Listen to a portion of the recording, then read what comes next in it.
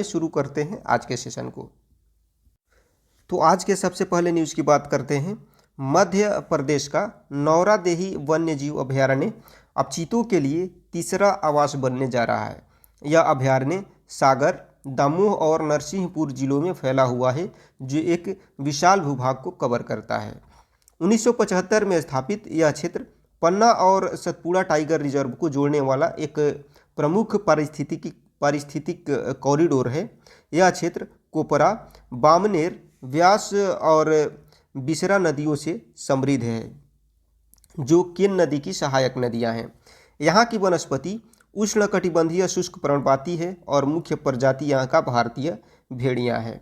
इसको ध्यान में रखिएगा। अगले आर्टिकल की बात करते हैं। प्रसिद्ध वैज्ञानिक आकांक्षी राजू को हैदराबाद स्थित defence research and development laboratory का नया डायरेक्टर नियुक्त किया गया है।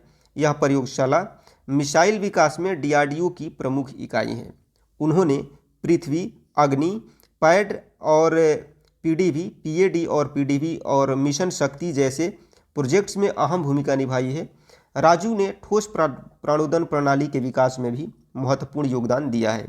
इससे पहले वे एआरडीए के डायरेक्टर रह चुके हैं और एटीएजीएस प्रोजेक्ट का नेतृत्व किया है। उन्हें डीआरडीओ का बेस्ट साइंटिस्ट अवार्ड भी प्राप्त हो चुका है। अगले न्यूज़ की बात करते हैं। तो राष्ट्रपति द्रौपदी मुर्मू ने उत्तराखंड विधानसभा की रजत जयंती पर राज्य की 25 वर्षों की प्रगति की सराहना की। उन्होंने विकास की दिशा में राज्य की उपलब्धियों को सराहा। उत्तराखंड विधानसभा की शीतकालीन राजधानी देहरादून और ग्रीष्मकालीन राजधानी गैरसैंण में स्थित है। राज्य की कुल विधानसभा सीटें जो हैं 70 हैं। उत्तराखंड के राज्यपाल गुरमीत सिंह हैं और मुख्यमंत्री पुष्कर सिंह धामी राज्य का नेतृत्व कर रहे हैं। नेक्स्ट न्यूज़ है कि वरिष्ठ आईएएस अधिकारी संजय गर्ग 1994 बैच के हैं, ये केरल कैडर से। इन्होंने 1 नवंबर 2025 से ब्यूरो ऑफ इंडियन स्टैंडर्ड्स के महानिदेशक का कार्यभार संभाल लिया है। संजय गर्ग को 30 वर्ष से अधिक वर्षों का प्रशासनिक अनुभव है। उन्होंने नीति निर्माण, नियोजन और क्रियान्वयन जैसे महत्वपूर्ण राष्ट्रीय क्षेत्रों में अहम भूमिका निभाई है। इससे पहले वे डीएआरई और आईसीएआर में सचिव के रूप में कार्य कर चुके हैं। उन्होंने डिजिटल ट्रांसफॉर्मेशन और किसान सारथी पोर्टल के विस्तार में भी नेतृत्व किया था। नेक्स्ट आर्टिकल की बात करें तो स्टेट बैंक ऑफ इंडिया ने इंडिया इंटरनेशनल बुलियन एक्सचेंज पर अपना पहला गोल्ड ट्रेड किया है। यह ट्रेड स्पेशल कैटेगरी क्लाइंट्स के रूप में किया गया। इस कदम से एमएसएमई ज्वेलर्स और बुलियन डीलर्स के लिए पारदर्शिता, पहुंच और लागत प्रभावशीलता में सुधार होगा। यह कदम भारत के सोने के व्यापार को नया आयाम देगा। गिफ्ट सिटी में किया गया यह ट्रेड भारत को वैश्विक बुलियन मार्केट में मजबूत स्थिति प्रदान करेगा और देश के आधुनिकीकरण प्रयासों को गति देगा। तो ये थे प्रमुख करंट अफेयर्स। अब इससे रिलेटेड एमसीक्यूज करेंगे और फिर अगले 5 करंट अफेयर्स जो है पढ़ेंगे और फिर उसके बाद उससे रिलेटेड एमसीक्यूज करेंगे। तो आइए शुरू करते हैं। बताइए इस प्रश्न का उत्तर क्या होगा, क्योंकि मैंने इसके बारे में आपको पहले ही बता दिया है। प्रश्न है आपके लिए, in which century will the third habitat for cheetahs be developed, यानी कि चीता के लिए तीसरा आवास किस अभयारण्य में बनाया जाएगा। ऑप्शन है नौरादेही अभयारण्य, पन्ना अभयारण्य, कान्हा राष्ट्रीय उद्यान या फिर सतपुड़ा रिजर्व। तो इस क्वेश्चन का राइट आंसर होगा नौरादेही अभयारण्य। नेक्स्ट प्रश्न है, who has been appointed is the new director of DRDL Hyderabad. DRDL Hyderabad के नए डायरेक्टर कौन बने हैं। ऑप्शन है आकांक्षी राजू, जी सतीश रेड्डी, समीर कामत या फिर के सीवन। तो ये है आकांक्षी राजू। कौन बने हैं, तो आकांक्षी राजू बने हैं। इस क्वेश्चन का राइट आंसर है ऑप्शन ए। नेक्स्ट प्रश्न की बात करते हैं, what is the total number of members in the Uttarakhand legislative assembly. Uttarakhand विधानसभा की कुल सदस्य संख्या कितनी है। ऑप्शन है 60, 70, 80 या फिर 90। तो इस क्वेश्चन का राइट आंसर है 70। नेक्स्ट प्रश्न है कि Sanjay Garg has been appointed is the DG of which organization, Sanjay Garg जो हैं इनको किस संस्था के महानिदेशक नियुक्त किया गया है? ये किस संस्था के महानिदेशक नियुक्त हुए हैं? ऑप्शन है इसरो, डीआरडीओ, बीआईएस या फिर नीति आयोग। तो इस क्वेश्चन का राइट आंसर हो जाएगा बीआईएस, यानी कि ब्यूरो ऑफ इंडियन स्टैंडर्ड्स के ये डायरेक्टर यानी कि महानिदेशक डीजी के रूप में ये नियुक्त किए गए हैं। नेक्स्ट प्रश्न है आज का, where did SBI conduct its first gold trade? SBI ने अपना पहला गोल्ड ट्रेड कहाँ किया? ऑप्शन है बीएसई, एनएसई, आईआईबीएक्स या फिर आरबीआई एक्सचेंज। तो इस क्वेश्चन का राइट आंसर होगा कि एसबीआई ने अपना पहला गोल्ड ट्रेड जो है आईआईबीएक्स पर किया है। आईआईबीएक्स बोले तो इंडिया इंटरनेशनल बिलियन एक्सचेंज, ठीक है। तो इस क्वेश्चन का राइट आंसर ये है। तो ये सारे प्रश्नों का उम्मीद करता हूँ कि आपने सही तरीके से जवाब दे दिया होगा। अब आगे की न्यूज़ की तरफ हम लोग बढ़ते हैं। तो आज के अगले आर्टिकल की बात करते हैं। तो न्यूजीलैंड के पूर्व कप्तान जो है केन विलियमसन, इन्होंने T20 इंटरनेशनल क्रिकेट से संन्यास लेने की घोषणा की है। 35 वर्षीय विलियमसन ने 93 मुकाबलों में न्यूजीलैंड का प्रतिनिधित्व किया, जिनमें से 75 मैचों में उन्होंने टीम की कप्तानी भी की। उनकी कप्तानी में न्यूजीलैंड ने शानदार प्रदर्शन करते हुए 2021 T20 वर्ल्ड कप के फाइनल और 2016 व 2022 के सेमीफाइनल तक का सफर तय किया था। विलियमसन का करियर रिकॉर्ड बेहद प्रभावशाली रहा है। उन्होंने 18 अर्धशतक समेत कुल 2575 रन बनाए। 2021 के फाइनल में ऑस्ट्रेलिया के खिलाफ उन्होंने 85 रनों की शानदार यादगार पारी खेली थी, जिसने उन्हें न्यूजीलैंड के सबसे भरोसेमंद बल्लेबाजों में शामिल कर दिया। उनका शांत स्वभाव और रणनीतिक सोच टीम की सफलता की बड़ी वजह रही। संन्यास के बाद भी विलियमसन क्रिकेट से पूरी तरह दूर नहीं होंगे। वह अब टेस्ट क्रिकेट पर ध्यान केंद्रित करेंगे और जल्द ही वेस्टइंडीज़ के खिलाफ टेस्ट सीरीज में नजर आएंगे। टीम प्रबंधन में उनके योगदान और नेतृत्व की सराहना करते हुए उन्हें भविष्य की योजनाओं में महत्वपूर्ण भूमिका निभाने का भरोसा जताया है टीम प्रबंधन ने उन पर। अगले आर्टिकल की बात करते हैं। तो भारत सरकार ने वरिष्ठ आईएएस अधिकारी नंद कुमार को डिजिटल इंडिया कॉरपोरेशन के एमडी और सीईओ पद पर कार्यकाल विस्तार देने की मंजूरी दे दी है। यह निर्णय कैबिनेट की नियुक्ति समिति के द्वारा लिया गया है, जिससे उन्हें अपने मौजूदा पद पर और अधिक समय तक कार्य जारी रखने की अनुमति मिल गई है। नंद कुमार का कार्यकाल अब 9 जुलाई 2025 से अगले 6 महीनों तक या जब तक नई नियुक्ति नहीं हो जाती तब तक के लिए बढ़ा दिया गया है। इस अवधि में वे डीआईसी की सभी प्रमुख गतिविधियों की देखरेख करते रहेंगे और डिजिटल इंडिया मिशन से जुड़ी परियोजनाओं के संचालन में निरंतरता बनाए रखेंगे। नंद कुमार वर्तमान में नेशनल ई गवर्नेंस डिवीजन के अध्यक्ष और सीईओ के रूप में भी कार्यरत हैं। उनके नेतृत्व में मीटी के अंतर्गत आने वाला डीआईसी भारत में डिजिटल सशक्तिकरण और ई गवर्नेंस पहलू को आगे बढ़ा रहा है। उनकी रणनीतिक दृष्टि और तकनीकी नेतृत्व ने देश में डिजिटल परिवर्तन को नई दिशा दी है।